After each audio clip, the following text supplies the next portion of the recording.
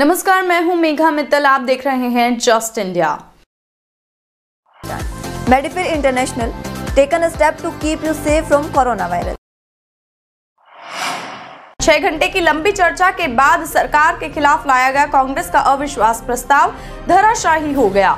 हरियाणा की मनोहर लाल सरकार को 55 विधायकों का साथ सदन में मिला और वहीं 32 विधायकों ने कांग्रेस के अविश्वास प्रस्ताव के साथ समर्थन में मत किया। अविश्वास प्रस्ताव गिरते ही कांग्रेस विधायकों ने सदन में जमकर नारेबाजी शुरू कर दी। इस दौरान हरियाणा के मुख्यमंत्री मनोहर लाल ने महाभारत से जुड़ी एक कहानी भी सुनाई। वहीं हुड्डा ने भी सीएम की कहानी का जवाब दिया। हरियाणा के मुख्यमंत्री मनोहर लाल ने कांग्रेस पर जमकर निशाना साधा और उन्होंने कहा कि वह अविश्वास प्रस्ताव लाने के लिए कांग्रेस के एहसानमंद है। मुझे अपनी 6 साल की सरकार का लेखा जोखा रखने का मौका मिला और सत्ता को लेकर कांग्रेस की मृत तृष्णा और इसमें पानी नहीं रेत है ही मिलेगा कहा। सीएम ने कहा कि विपक्ष का विश्वास तो कभी नहीं मिलेगा, हमें तो जनता का विश्वास जीतना है। मुख्यमंत्री मनोहर लाल ने कहा कि कांग्रेस को कोरोना वैक्सीन पर अविश्वास है, कांग्रेस को इस संस्कृति को बदलना चाहिए। इस दौरान मुख्यमंत्री ने राहुल गांधी के बयान पर उल्लेख करते हुए निशाना साधा। उन्होंने कहा कि कांग्रेस के पूर्व अध्यक्ष को उत्तर भारतीयों पर ही अविश्वास है।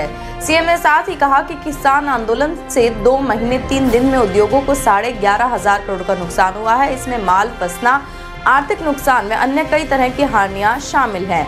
आंदोलन लंबा नहीं चलना चाहिए, समाधान का रास्ता निकलेगा। सीएम ने आगे कहा कि आंदोलन से किसानों का भी नुकसान है और कृषि कानूनों में संशोधन होने ही चाहिए, चाहे सुप्रीम कोर्ट करे या फिर बातचीत से केंद्र सरकार करे। रद्द होने हो तो 2 महीने पहले ही हो चुके होते।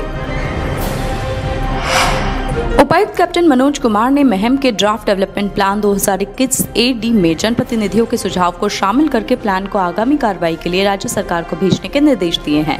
उपायुक्त आज डेवलपमेंट प्लान को लेकर लघु सचिवालय के सभागार में आयोजित डिस्ट्रिक्ट प्लानिंग कमेटी की बैठक को संबोधित कर रहे थे और कैप्टन मनोज कुमार ने कहा कि 2031 तक की जनसंख्या एवं आवश्यकताओं को लेकर इस डेवलपमेंट प्लान को तैयार किया जा रहा है। उन्होंने कहा कि जनप्रतिनिधियों के महम शहर की बेहतरीनी के लिए जो सुझाव होंगे उन्हें शामिल किया जाएगा। कैप्टन मनोज कुमार ने बताया कि वर्ष 2031 तक महम शहर की 78,000 की आबादी को मानकर यह प्लान तैयार है और इस प्लान के अनुसार 148 हेक्टेयर क्षेत्र में 7 सेक्टर बनाए जाएंगे। सेक्टरों के बीच 60 मीटर का डिवाइडिंग रोड बनाना प्रस्तावित किया है और नए शहरी क्षेत्र में 672 हेक्टेयर एरिया को लिया गया है। इसमें से 138 हेक्टेयर क्षेत्र में आवास बनाए जाने पर स्थापित हैं और उन्होंने कहा कि 32 हेक्टेयर क्षेत्र में औद्योगिक एरिया होगा। इसके अलावा 30 मीटर ग्रीन बेल्ट के साथ 60 मीटर का पेरिफेरी रोड भी होगा और इसी के साथ 100 मीटर की ग्रीन बेल्ट के साथ साथ 60 मीटर का बाईपास भी इस प्लान में शामिल है।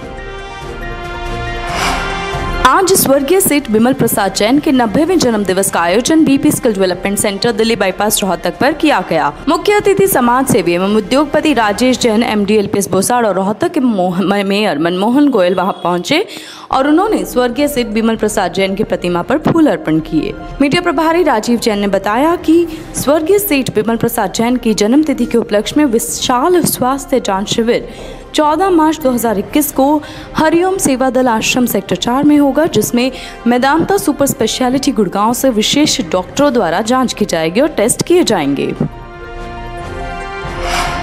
सैनी एजुकेशन सोसाइटी रोहतक में शिक्षा देवी भारत की प्रथम महिला शिक्षिका माता सावित्रीबाई फूले की 124वीं पुण्यतिथि मनाई गई। माता सावित्रीबाई फूले शिक्षा सदन में नवनियुक्त प्रबंधन कार्यकारिणी माता के चित्र पर माला अर्पण करके श्रद्धांजलि दी और अपने संबोधन में कहा कि जीवन भर नारी के अधिकारों के लिए लड़ने वाली भारत की एकमात्र महिला माता सावित्रीबाई फूले को मैं कोटि कोटि नमन करता हूं और उनके द्वारा किए गए कार्य हमेशा समाज के लिए वंदनीय रहेंगे, जिन्होंने नारी के लिए शिक्षा के द्वार खोले।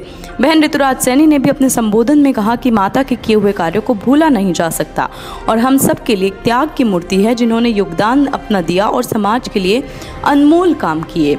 उन्होंने कहा कि इसी वर्ष राजस्थान सरकार में माता का जन्मदिन 3 जनवरी को राजस्थान में शिक्षिका दिवस के रूप में मनाए जाने का फैसला लागू हुआ है और महाराष्ट्र सरकार ने भी 3 जनवरी को उनके जन्मदिन को शिक्षक दिवस के रूप में मनाने का संकल्प लिया है। हरियाणा के सबसे बड़े संस्थान से हैरान कर देने वाली खबर सामने आई है। पीजीआई के डॉक्टर परेशान हैं क्योंकि वैक्सीन लगवाने के 3 दिन बाद नर्स को धुंधला दिखने लगा। मामला सामने आते ही डॉक्टर अलर्ट हो गए हैं।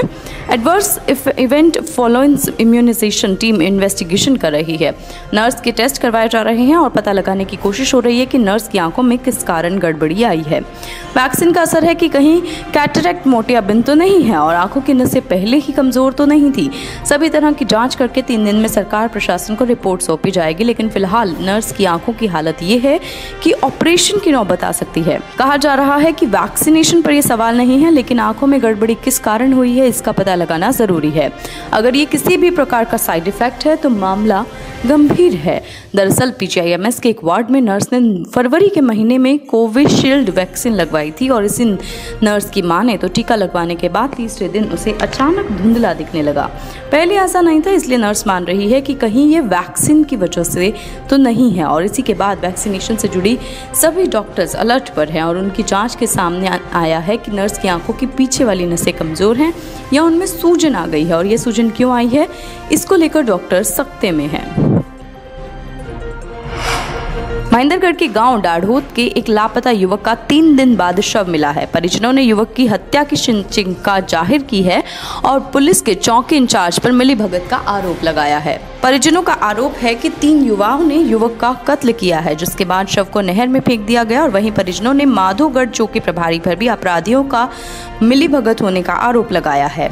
मामले की जांच करने के लिए सतनाली के एसएचओ को पत्र लिखा गया और मामले को गंभीरता से देख डीएसपी कुशल सिंह ने अस्पताल जाकर परिजनों से बात की।